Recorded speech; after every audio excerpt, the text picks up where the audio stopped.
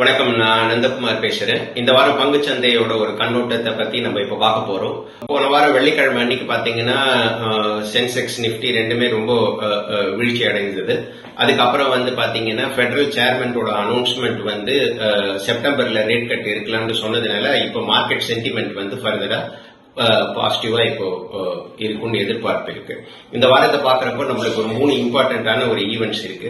First பாத்தீங்கன்னா உங்களுக்கு யூஎஸ்ல பிரசிடென்ட் அடிஷனல் 25% டாரிஃப் இம்ப்ளிமெண்ட் பண்ண போறாங்க அப்படின்னு சொல்லியிருக்காங்க. அது 27 ஆகஸ்ட் அது இம்ப்ளிமெண்ட் பண்றாங்களா, அது ஒரு இம்பார்ட்டன்டான ஒரு ஈவெண்ட்.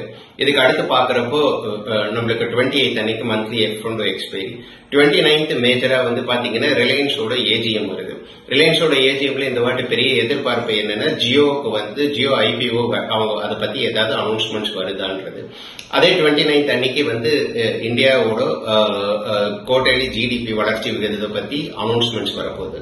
ஸோ இதெல்லாம் மார்க்கெட்டுக்கு ஃபர்தரா நிறைய இம்பாக்ட்ஸ் பண்ணணும்னு எதிர்பார்ப்பு இருக்கு.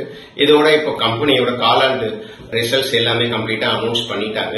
இதுல மெயினா மோஸ்ட் ஆஃப் த அனலிஸ்ட் என்ன பிலீவ் பண்றாங்கன்னா, ஏர்னிங்ஸ்ல பொறுத்த வரைக்கும் ரெவென்யூ நல்ல மாடரேட் growth இருக்குது.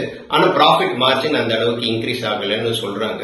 சோ இந்த மாதிரியான ஒரு சிச்சுவேஷன்ல நம்ம இந்த வீக் பாத்தீங்கன்னா மார்க்கெட்டை அப்ரோச் பண்ண போறோம்.